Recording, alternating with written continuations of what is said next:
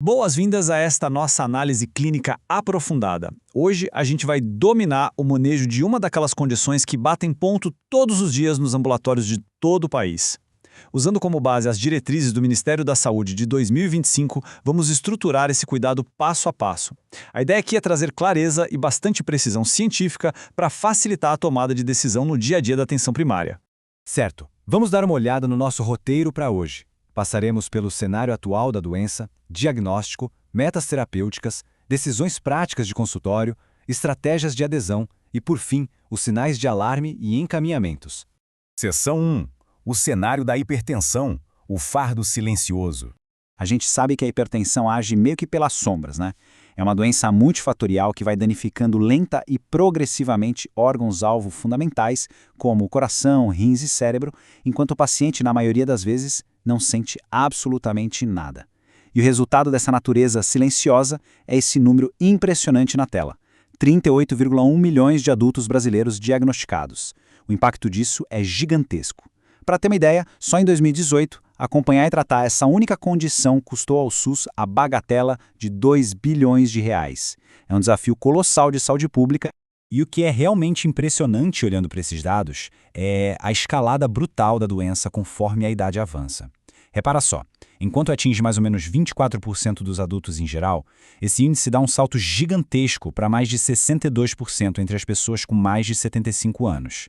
Isso é o reflexo direto da transição demográfica que a gente está vivendo, somada, claro, aos presentes do estilo de vida moderno, como o sedentarismo e aquela dieta cheia de ultraprocessados.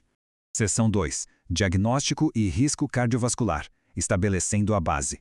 Bom, tudo começa na cadeira do consultório com uma técnica impecável. Aquele repouso prévio, o braço apoiado na altura do coração e, muito importante, o manguito do tamanho certo.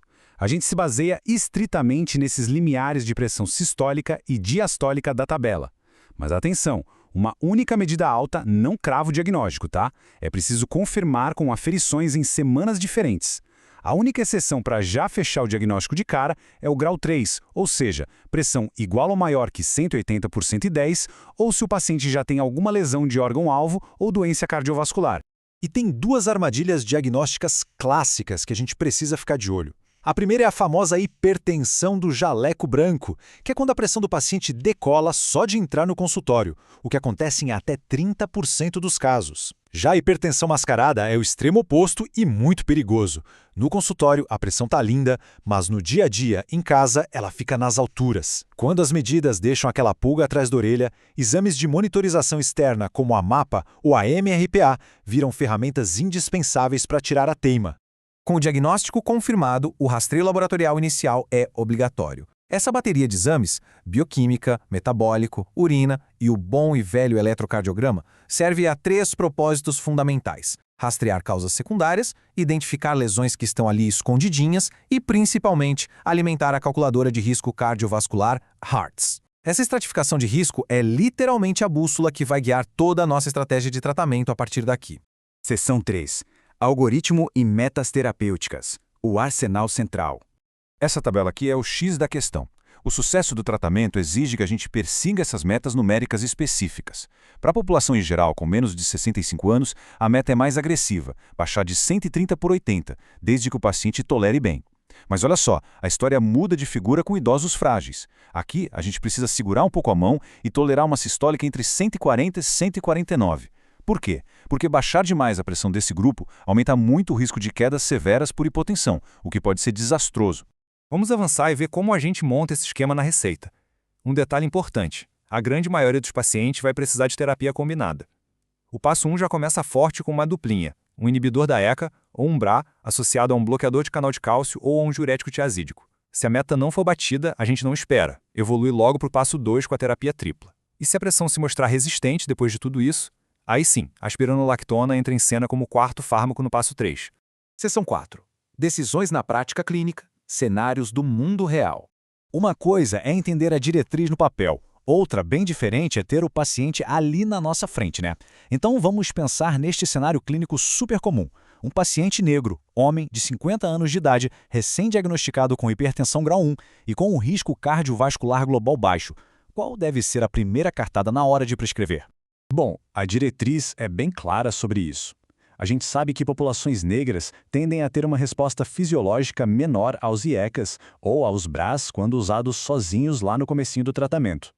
Então, a conduta certeira aqui é iniciar com uma monoterapia usando um diurético tiazídico ou um bloqueador de canal de cálcio. E claro, tudo isso sempre associado àquelas mudanças agressivas no estilo de vida.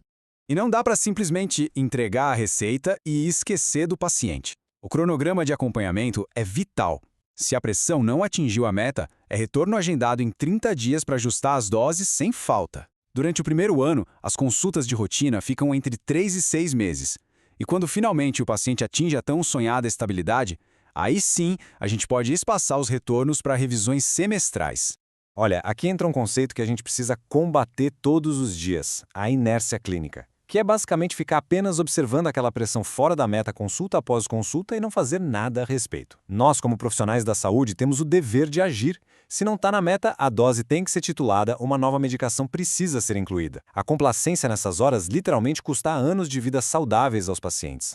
Seção 5. Como melhorar a adesão, superando a maior barreira. De nada adianta fazer o diagnóstico perfeito e o esquema mais moderno se o comprimido não for tomado.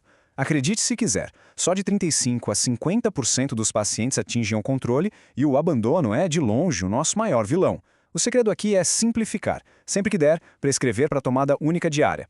Usar e abusar da farmácia popular para eliminar a barreira financeira e, acima de tudo, educar. Se o paciente sabe de antemão que o IECA pode dar aquela tossinha chata ou que o amlodipino pode dar um leve inchaço, ele não entra em pânico nem abandona o tratamento. Ele simplesmente volta ao postinho para a gente ajustar a receita.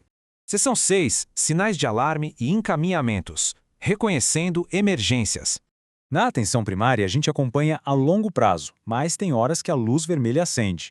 O pulo do gato quando a pressão passa dos 180 por 120 é saber diferenciar urgência de emergência. Na urgência hipertensiva, não tem órgão sofrendo dano agudo, e o maior erro que se pode cometer aqui é tentar derrubar a pressão rápido demais, e isso pode até causar isquemia. O manejo é com medicação oral e a redução é gradual. Agora, a emergência hipertensiva é outra história. Tem lesão progressiva de órgão-alvo acontecendo ali na hora, é risco iminente à vida. E dá uma olhada no tamanho do estrago que essas emergências causam para entender a gravidade. O AVC, tanto isquêmico quanto hemorrágico, lidera os casos. Logo atrás vêm os infartos, edema de pulmão e até dissecção de aorta. É por isso que, deparou com qualquer sinal desses, não tem o que pensar. O encaminhamento imediato para o pronto-socorro é a única conduta possível e segura. E fora do pronto-socorro, quando é que a gente passa o bastão para nefrologia ou para cardiologia? Existem critérios bem definidos.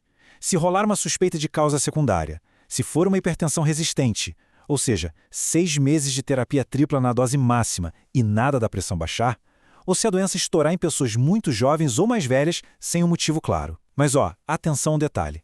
Encaminhar não significa lavar as mãos. O cuidado e o vínculo continuam sendo responsabilidade da equipe de atenção primária. Para fechar nossa revisão, tem uma frase que resume perfeitamente o impacto do nosso trabalho. Controlar a pressão arterial não é apenas baixar um número, é prevenir o infarto que nunca aconteceu e o AVC que uma família nunca precisou enfrentar.